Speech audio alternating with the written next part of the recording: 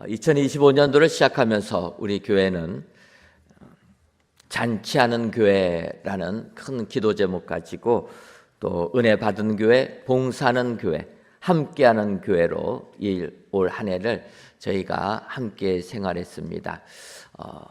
잔치하는 교회로 이렇게 기도 제목을 삼고 가다 보니까 우리 많은 성도님들 가정에도 교회와 마찬가지로 잔치하는 즐거움이 넘쳐나게 되신 줄 믿습니다. 한편으로는 이렇게 성도님들이 말씀하십니다. 목사님, 교회 기도 제목을 참 잘 정한 것 같아. 잔치하는 교회 하니까 항상 은혜가 넘치고 기쁨이 넘쳤던 한 해 같습니다. 이렇게 또 말씀하시는 것을 들어봅니다. 어찌 보면은 이 잔치하는 교회 이렇게 하다 보니까 교회의 모든 일들도 기쁨 넘치고 잔치가 넘쳐나게 된 줄 믿습니다.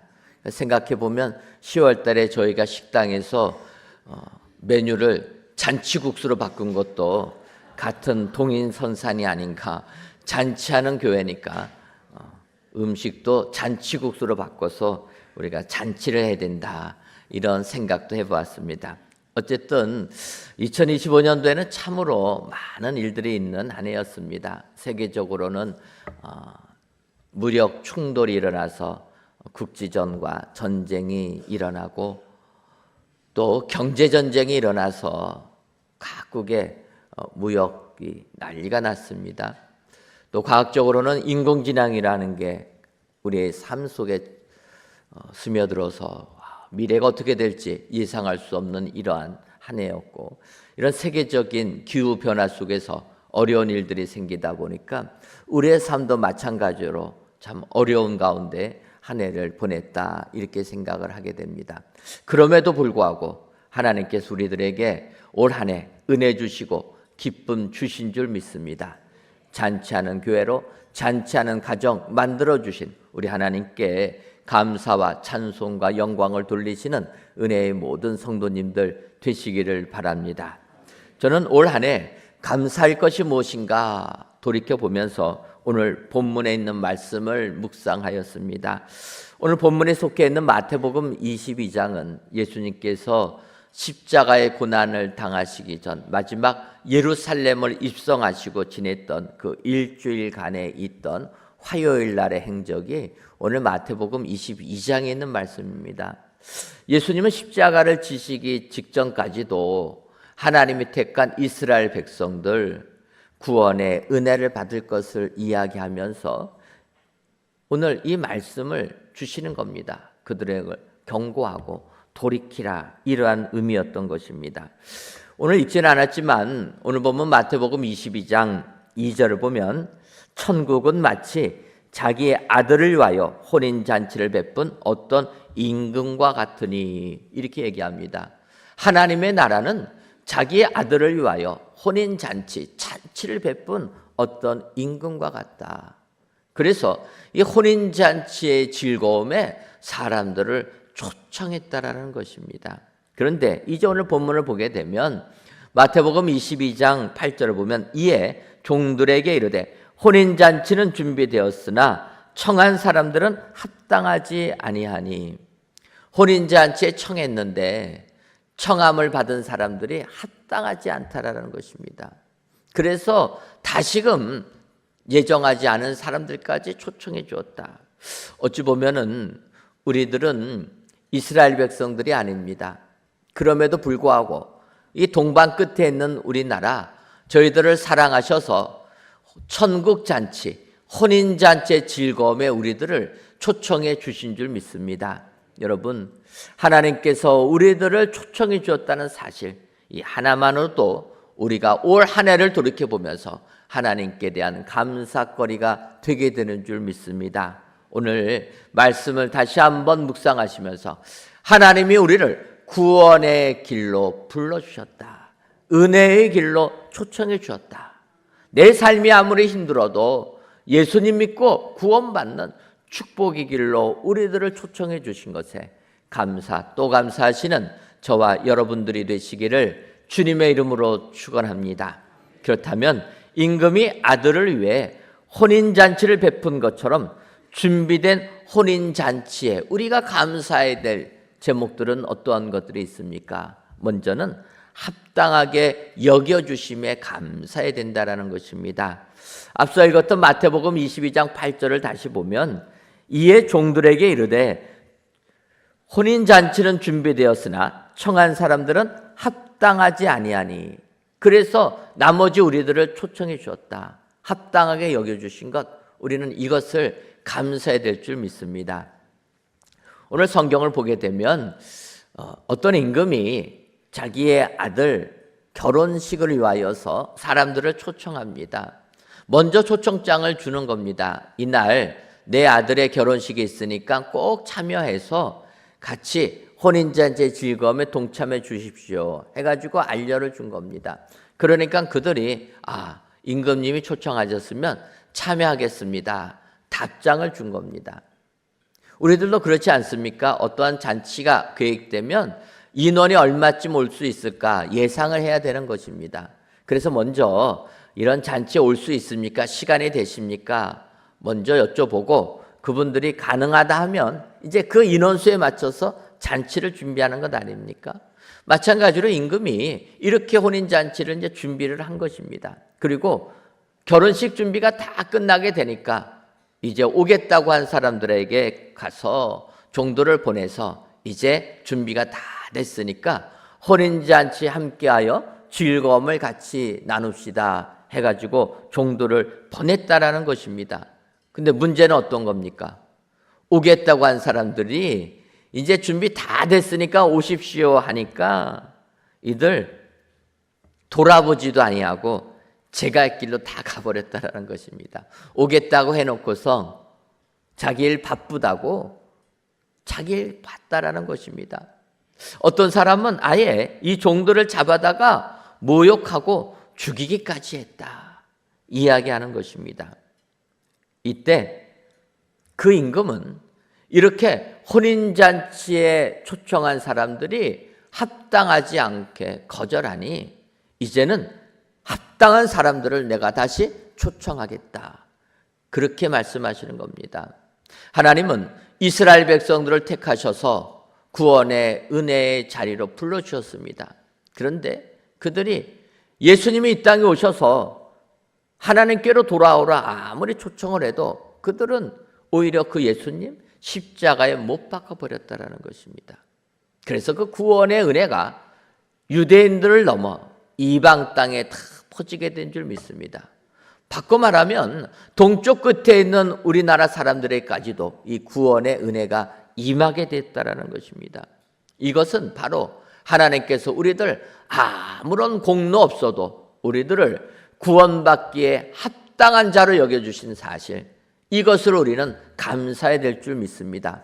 오늘 이 자리에 나와서 하나님께 귀한 예배를 드리시는 사랑하는 성도 여러분, 2025년도를 돌이켜볼 때 내 삶은 너무나 힘이 들고 어려워서 감사거리가 없다라고 낭망하시는 분들 안 계십니까? 여러분, 내가 구원의 은혜에 동참한 것이 나를 의롭다 여겨주시고 합당하게 여겨주셔서 구원의 잔치에 초청해 주신 그 은혜만이 가장 큰, 제일 큰 감사거리라 여러분 기억하시고, 오늘도 하나님께 감사와 찬송을 돌리시는 저와 여러분들 되시기를 바랍니다. 우리는 세상을 살면서 내 기준을 가지고 옳다, 합당하다 이렇게 생각한다라는 것입니다. 그런데 하나님이 생각하시는 합당함과 옳음과 우리가 생각하는 합당함, 이게 다르다라는 것입니다. 우리가 너무나 잘 아는 요나서가 있습니다. 하나님께서 요나를 선지자로 부르셨습니다. 선지자는 무엇입니까? 하나님의 말씀을 세상에 가서 그대로 대언하는 사람입니다. 그런데 요나는 하나님의 말씀보다는 자기의 생각이 더 맞다라고 생각했다라는 것입니다. 무엇입니까? 하나님께서 니느웨 사람들의 죄악이 넘쳐났으니 그들에게 가서 회개를 선포하라 말씀하셨던 것입니다. 그런데 요나는 니느웨 사람, 이방 사람들이 회개하고 하나님께로 돌아오는 것은 옳지 않은 것이라 생각한 것입니다. 옳은 것은 무엇입니까? 유대인들만 구원을 받아야 된다라는 것입니다.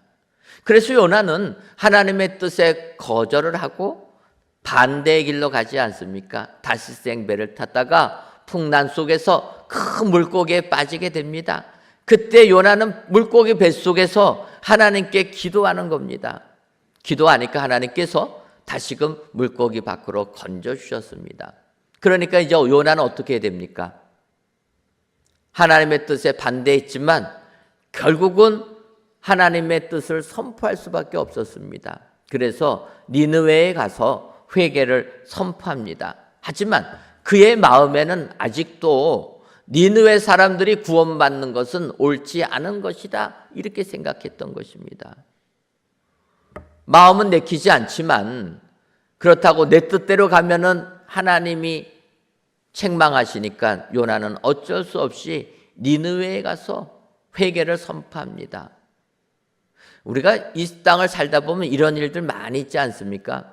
머리에서는 이렇게 해라, 머리에서는 하나님의 말씀이 떠오르는데 막상 하려고 하다 보면은 마음은 그렇게 안 된다는 것입니다. 여러분, 원수같이 여기는 사람이 있습니다. 성경을 보면은 뭐라고 얘기합니까? 원수를 사랑하라. 그 말씀이 떠올라서 그 원수를 사랑하기 위하여 원수를 찾아갔습니다. 원수를 보는 순간 우리의 마음은 어떡합니까? 분노가 치밀러가지고 머리는 사랑하라고 하는데 얼굴을 보는 순간 마음이 그게 안 되는 것입니다. 요나가 마찬가지라는 것입니다. 어떻게 이방인이 구원을 받습니까? 하나님이 하라니까 억지로 니느웨에 가서 회개를 선포했지만 인정이 안 되는 것입니다. 그럼에도 불구하고 니느웨 사람들이 회개를 하니까 요나가 뭐라고 합니까? 하나님, 내 생명을 거두어 가옵소서. 그러고 보면 요나 성격은 참 대단합니다. 자기가 의롭다고 해가지고 하나님보다도 내 생각이 옳다, 내가 바라보는 게 맞다, 끝까지 주장합니다. 이게 제대로 안 되니까 하나님 죽여주옵소서. 여러분, 이런 기도하면 큰일 납니다. 죽여달라고 하면 하나님이 뭐라고 하십니까? 내가 잘못했다 하시겠습니까? 정 그렇다면 내가 기도를 들어주겠다. 큰일 나는 것 아닙니까? 이 요나가 자기 생각이 너무 강한 겁니다. 그래서 이렇게 하나님께 이런 기도까지 하면서 화가 나서 이 니느웨 사람들 어떻게 됐냐 보겠다고 그 뜨거운 여름날에 그늘 피해가지고 바라보고 있는 겁니다. 보니까 박넝쿨이 있으니까 그 밑에 가면은 그래도 그늘이 되어서 여기서 좀 봐야 되겠다 작정하고 바라봅니다. 그런데 어떻게 됩니까? 그 밤에 그 박넝쿨에 벌레가 먹어서 죽어버린 겁니다. 다음 날 일어나서 또 니느웨 성이 어떻게 되는가 보려고 나가봤더니 그늘이 되었던 박넝쿨이 말라 비틀어져 버린 겁니다. 그때 요나가 분노하는 것입니다.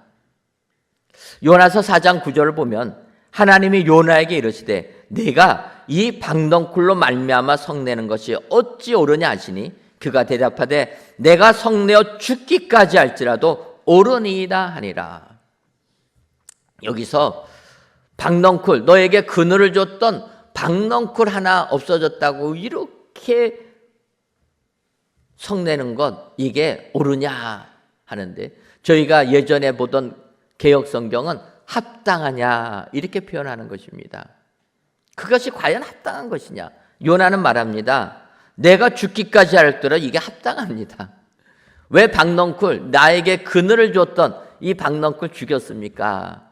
요나는 주장합니다. 그러면서도 니느웨 사람들 회개하는 것은 원하지 않았습니다. 이때 요나서의 마지막 결론 부분 아닙니까? 요나서 4장 11절 말씀 보면 하물며 이 큰 성읍 니느웨에 좌우를 분별하지 못하는 자가 12만여 명이요 가축도 많이 있나니 내가 어찌 아끼지 아니하겠느냐 하시니라. 여러분, 하나님이 옳다 여기시는 것과 사람이 옳다 여기는 것, 합당하게 여기는 것 차이가 있는 것입니다. 우리가 이 땅을 살다 보면 힘들고 어려울 때 절망하며 갈등하게 됩니다. 그러나 오늘 말씀을 보게 되면 아무런 공로 없는 우리들 하나님께서 옳다 여겨주시고 천국 잔치에 참여할 수 있는 축복 주신 것, 이것이 최고의 감사거리가 되는 줄 믿습니다. 여러분, 오늘도 하나님의 옳다 하심을 여김받아서 하나님께서 여러분들을 합당하다 여겨주셔서 천국 잔치에 참여하는 은혜를 주신 것, 이것이 감사할 것이라. 올 한 해 돌아보면서 내가 힘들고 어려워도 믿음 잃어버리지 아니하고 내가 끝까지 하나님 의지하면서 한 해를 살아냈다라는 것, 이것이 진정으로 감사거리라. 여러분, 내 삶을 돌이켜보시고 오늘 이 자리에 참여한 모든 성도님들, 내가 믿음 안에 거한 것이 최고의 감사거리라 기억하시고 하나님께 감사를 돌려드리시는 저와 여러분들 되시기를 주님의 이름으로 축원합니다. 다음으로 준비된 혼인잔치에 감사할 것은 모두 초청해 주심에 감사해야 된다, 이렇게 말씀하고 있습니다. 마태복음 22장 9절과 10절을 보면 내거리기에 가서 사람을 만나는 대로 혼인잔치에 청하여 오라 한데 종들이 길에 나가 악한 자나 선한 자나 만나는 대로 모두 데려오니 혼인잔치에 손님들이 가득한지라. 여러분, 이 준비된 혼인잔치를 배설하는 임금이 사람들을 데려오라고 할 때 뭐라고 얘기합니까? 만나는 대로 데리고 오라 얘기합니다. 그래서 종들이 나가서 악한 자나 선한 자나 모두 데려오니 혼인잔치에 손님이 가득했다 얘기합니다. 이것을 보게 되면 하나님은 구별하지 아니하시고 모두를 초청해 주시는 하나님이시라는 겁니다. 여러분, 우리가 이 자리에 참여할 수 있는 것은 모두를 초청해 주셨기 때문에 우리가 이 자리에 나와서 믿음 생활하게 되는 줄 믿습니다. 세상은 사람들을 구별합니다. 그렇지 않습니까? 어느 동네에 사느냐, 거기에 따라서 구별하는 거예요. 어떻습니까? 강남에 사느냐, 강동에 사느냐, 이거 구별하는 겁니다. 강남에 살면은 조금 있어 보이고 여기 살면 어떡합니까? 좀 없어 보인다니요. 조금 그건 너무 하신 거고. 그래서 저는 얘기합니다. 강북에 계신 분들한테 우리는 강남에 삽니다. 어떻습니까? 강남은 강남이죠. 강을 기준하게 되면 한강 이남 아닙니까? 예전에 여기도 다 강남이었습니다. 그러다 쪼개진 거지만 동네에 따라서 구별하는 거예요. 아파트 평수에 따라서 사람들을 구별합니다. 어떤 차를 타고 다니느냐에 따라서 또 차별을 두는 것입니다. 비싼 차를 타고 오면은 높아 보이고 있어 보이는 것이고, 작은 차를 타고 다니면 무시하는 것입니다. 이게 세상에서 우리들을 살아갈 때 당하는 일들입니다. 그런데 여러분, 하나님은 오늘 말씀 보게 되면 준비된 천국 잔치에 모두를 초청해 주신다라는 것입니다. 어느 정도냐? 선한 자나 악한 자 모두를 초청해 주시는 겁니다. 있는 자나 없는 자, 배운 자나 못 배운 자, 그것이 아니라 선한 자나 악한 자까지도 초청하신다는 거예요. 이것이 하나님께서 우리들에게 주시는 은혜인 줄 믿습니다. 여러분, 선한 자만 다 초청한다라면 우리가 구원을 받을 수가 있겠습니까? 모든 사람이 죄를 범하였다고 성경에 말씀하고 있습니다. 의인은 없나니 하나도 없다고 말씀하시는 겁니다. 그런데 선한 자만 초청한다라면 우리가 어떻게 구원을 받겠습니까? 하나님은 선한 자나 악한 자나 구별하지 아니하시고 초청해 주시는 줄 믿습니다. 그래서 주의 전에 나와 예수 그리스도를 믿음으로 의인이 된다라면 이것이 우리가 하나님께 감사할 거리가 되는 줄 믿습니다. 마태복음 13장을 보게 되면 예수님께서 비유로 설명하실 때 이렇게 설명하십니다. 천국은 좋은 씨를 제밭에 뿌린 사람과 같다, 이렇게 말씀하시면서 사람들이 잘 때 원수가 가라지를 터뿌렸다, 이렇게 얘기하는 겁니다. 그러니까 천국은 보니까 좋은 씨를 뿌렸지만 밤에 원수가 가라지까지도 터뜨렸다라는 것입니다. 이때 하인들이 얘기합니다. 주인님, 이 논에 가라지가 나오니 가라지를 뽑을까요? 그때 주인이 이야기하는 겁니다. 마태복음 13장 30절 보면 둘 다 추수 때까지 함께 자라게 두라 하라. 추수 때 내가 추수꾼들에게 말하기를 가라지는 먼저 거두어 불사르게 단으로 묶고 곡식은 모아 내 곡간에 넣으라 하니라. 여러분, 가라지와 알곡이 같이 자라게 놔두었다라는 것입니다. 왜냐? 도중에 뽑다 보면 알곡이 상할 수가 있기 때문에 그 마지막 순간까지 가라지 놔두었다라는 것입니다. 그러나 우리가 명심해야 될 것은 마지막 추수 때 하나님의 심판날 앞에서는 분별하신다는 거예요. 가라지는 뽑아내고 알곡만 걷어들인다. 여러분, 우리가 마지막 심판날이 되기 전까지 우리는 알곡들이 다 돼야 될 줄 믿습니다. 하나님께서 구별하지 아니하고 모두를 초청해 주었기에 우리가 이 자리에 나왔다면 이제는 이 자리에서 예수님 믿고 알곡들이 되는 신앙인들이 돼야 될 줄 믿습니다. 진정으로 이렇게 모두를 초청해 주셨다. 죄인된 나까지도 구원의 자리, 혼인잔치의 기쁨에 초청해 주셨다. 우리는 이것을 감사해야 될 줄 믿습니다. 오늘 올 한 해를 돌이켜 보시면서 나를 불러주신 하나님, 그 하나님께 감사와 찬송을 돌리시는 은혜의 모든 성도님들이 되시기를 바랍니다. 마지막으로 준비된 혼인잔치에 우리가 감사할 것은 예복 준비해 주심에 감사해야 된다라고 얘기합니다. 마태복음 22장 11절과 12절을 보면 임금이 손님들을 보러 들어올세 거기서 예복을 입지 않은 한 사람을 보고 이르되 친구여 어찌하여 예복을 입지 않고 여기 들어왔느냐 하니 그가 아무 말도 못하거늘 이렇게 말씀합니다. 앞서서 이 주인은 선한 자나 악한 자나 모두를 다 초청해 주었습니다. 그런데 그 초청한 주인, 선한 자나 악한 자에게 요구한 게 단 한 가지가 있다라는 것입니다. 그것은 무엇입니까? 준비된 예복을 입고 들어오라라는 겁니다. 그래서 우리는 준비된 예복 입고 들어가기만 하면 되는 것입니다. 사실 여러분, 오늘 초청받은 사람들은 갑자기 초청받은 사람들입니다. 그러다 보니까 예복 자체를 준비 못한 것 아닙니까?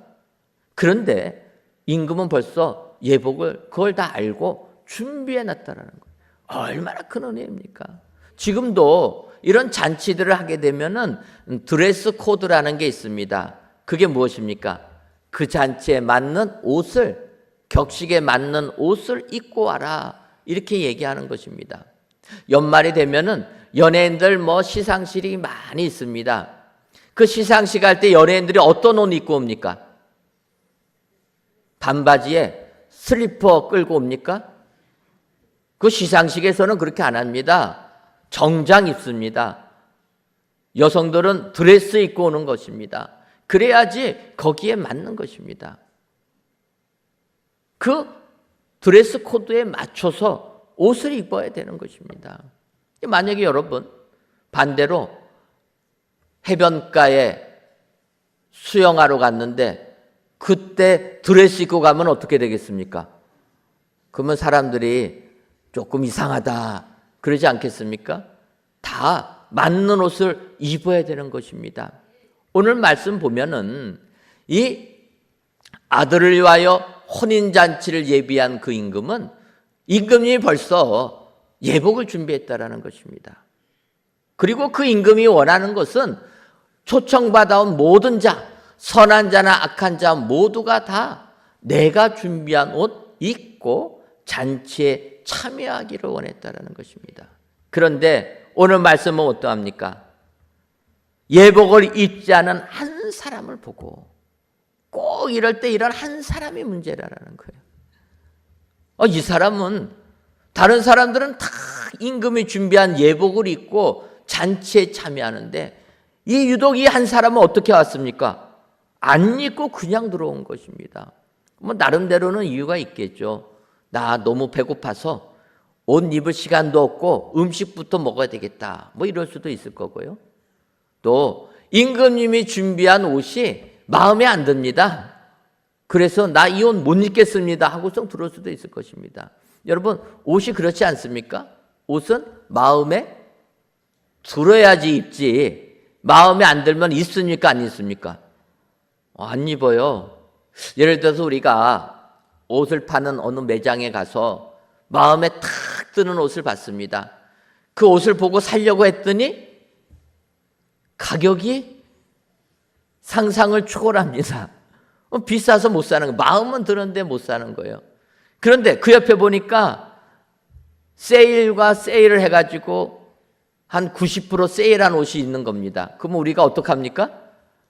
마음에는 이 옷이 드는데 비싸서 못 사니까 90% 세일한 옷을 사는 것입니다. 그래서 이제 이 90% 세일한 옷을 사가지고 집에 들어오면은 마음에 듭니까? 안 듭니까? 안 들어요. 내 머릿속에는 사지 못한 비싼 옷만 아른거리는 것입니다.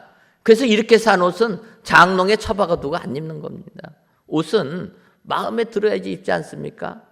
이 한 사람이 왜 임금이 준비한 옷을 입지 않았는지는 나와 있지 않습니다.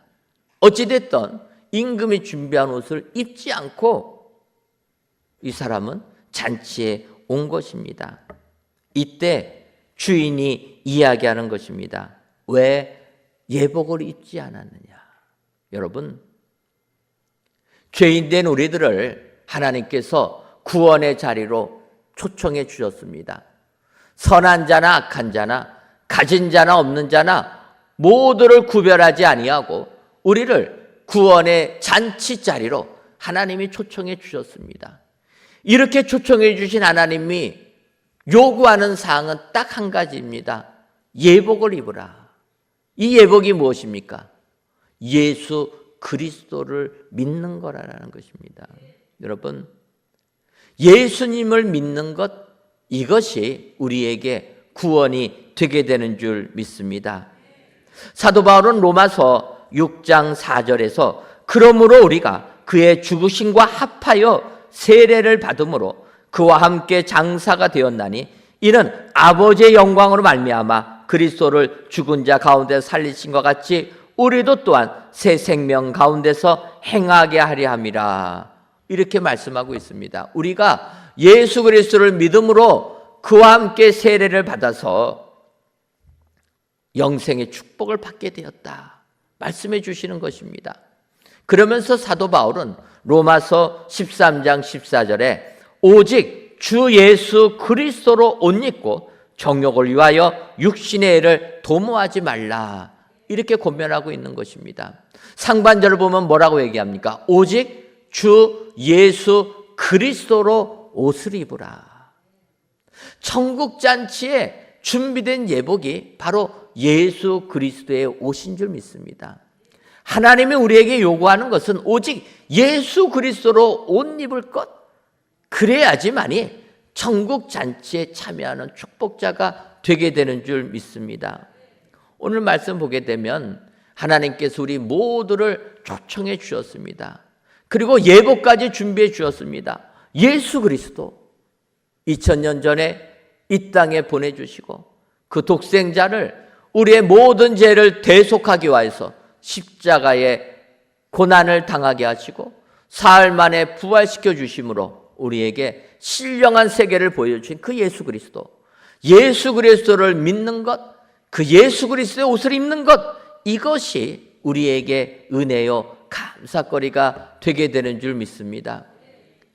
이 세상을 살면서 힘들고 어려운 일들 많이 있어도 여러분, 우리가 예수님을 믿음으로 그리스도의 옷을 입었다라는 것, 이것이 하나님께 감사할 거리 중에 최고의 감사거리라 여러분 기억하시고, 오늘도 우리에게 이렇게 예수 그리스도라는 예복을 준비해 주신 하나님, 구원을 준비해 주신 하나님, 그 하나님께 감사하셔서 진정 혼인잔치에 참여하는 기쁨이 저와 여러분들 삶 가운데 임하시기를 주님의 이름으로 축원합니다. 기도하겠습니다. 하나님, 희망찬 2025년도를 시작한 것이 엊그제 같은데 오늘 마지막 주일 성전에서 또는 각 예배 초소에서 귀한 예배를 드리게 하시니 감사합니다. 이 예배를 기뻐 받아 주옵시고 모든 예배자들마다 감사가 넘쳐나게 하여 주옵소서. 이 시간 준비된 혼인잔치에 감사라는 제목으로 말씀을 주시니 고맙습니다. 바라기는 준비된 혼인잔치에 감사할 것은 합당하게 여겨주심에 모두 초청해 주심에 예복 준비해 주심에 감사해야 될 것을 알고 이 같은 감사의 삶을 살아가는 우리 모두가 되게 하여 주옵소서. 먼저는 아무런 공로 없는 저희들을 합당하게 여겨주셔서 천국 잔치에 초청해 주시니 감사합니다. 더 나아가 우리 모두에게 구별하지 아니하고 우리 모두를 예수님의 옷을 입게 하여 주셔서 천국 잔치에 동참케 해주시니 감사합니다. 하나님, 진정으로 우리 모두가 예수님으로 옷 입어 하나님께만 감사하며 천국 기쁨을 만끽하는 은혜의 모든 성도님들이 되게 하여 주옵소서. 예수님의 이름으로 기도하옵나이다. 아멘.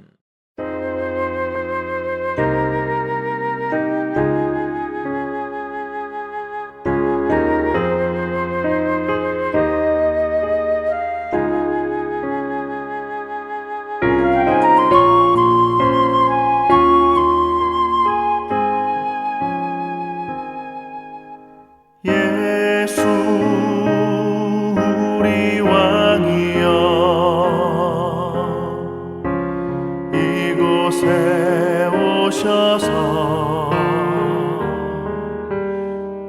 우리가 함께 드리는 영광을 받아 주소서.